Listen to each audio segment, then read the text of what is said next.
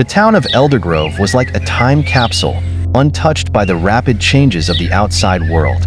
Surrounded by lush hills and ancient forests, the small community seemed to live in a world of its own. The people of Eldergrove took pride in their town's harmonious nature.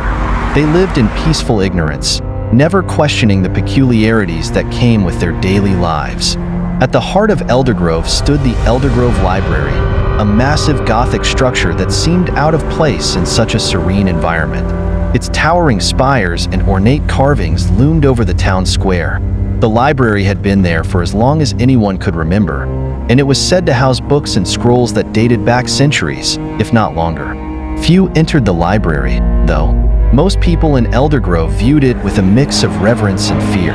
It was a place of knowledge, yes, but it also carried an air of mystery that made people uneasy. Margaret Green, a retired schoolteacher, was one of the few who regularly visited the library. A woman of keen intellect and insatiable curiosity, she found herself drawn to the building's vast collection of books. She had read almost every volume that lined its dusty shelves, but one book, in particular, had always evaded her. This book was not on the shelves. It was said to be kept in a hidden room somewhere deep within the library. Some claimed it was a book of prophecies, others said it contained forbidden knowledge. The truth was, no one knew for sure, but Margaret had made it her mission to find out. One crisp autumn evening, as the sun dipped below the horizon, Margaret made her way to the library. The librarian, Mr. Ashcroft, an elderly man with a stern demeanor and a disconcerting habit of appearing out of nowhere, was there as always. He gave her a curt nod as she walked past him, heading straight for the back of the library where the oldest texts were kept. Margaret had been studying the layout of the library for months, looking for any clues that might lead her to the hidden room.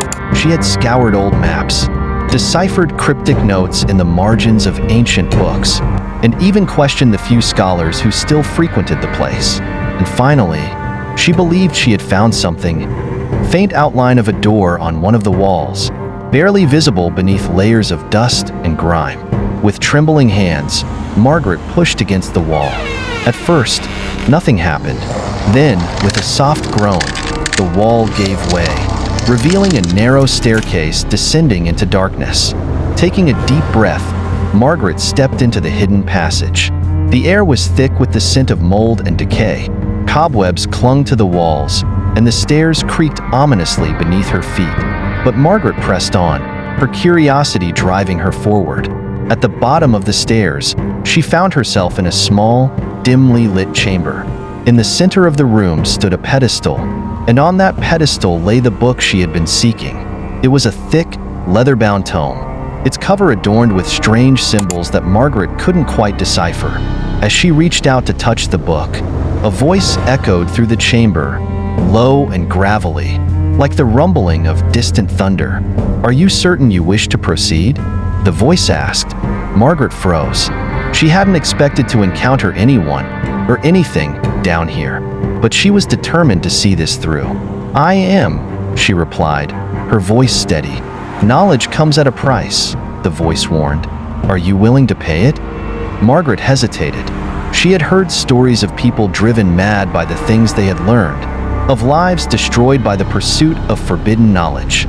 But she had come too far to turn back now. "Yes," she said finally, "I am." The voice fell silent, and the chamber grew still. Margaret opened the book. As she began to read, the symbols on the pages seemed to come to life, shifting and rearranging themselves before her eyes. The words they formed were ancient, but somehow Margaret could understand them. The book spoke of a darkness that had once covered the land, a darkness that had been sealed away long ago. It spoke of a prophecy, of a time when the darkness would return, heralded by a harbinger, and it spoke of Eldergrove. Margaret's heart raced as she read.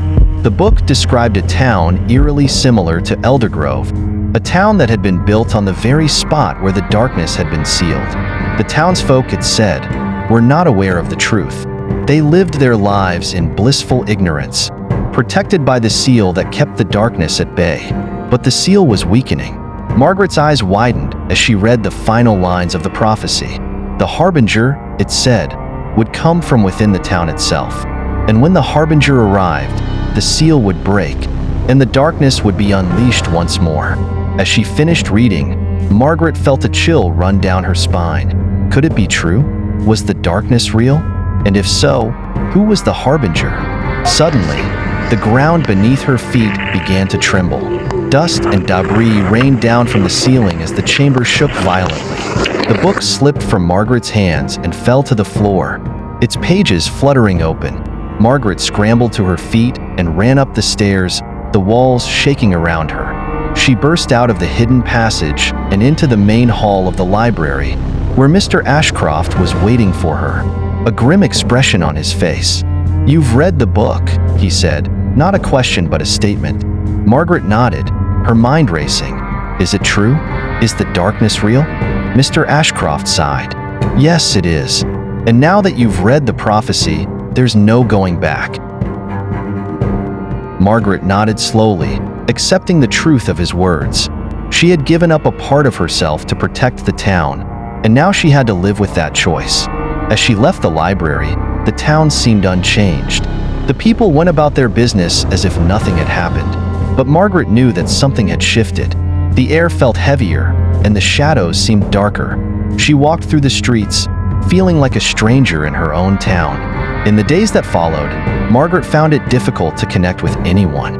The joy she once found in teaching, in reading, in the simple pleasures of life, was gone. She continued to go through the motions, but it was as though she were living in a dream. The townsfolk noticed the change in her.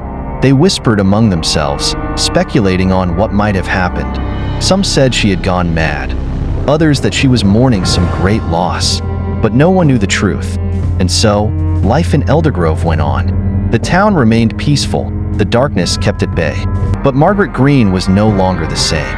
She had become a silent harbinger, not of darkness, and so, Eldergrove remained safe, its secrets buried deep beneath the earth, guarded by a silent harbinger, who had once been a woman of boundless curiosity and now was a mere echo of her former self, a guardian in the shadows, ever watchful, ever silent.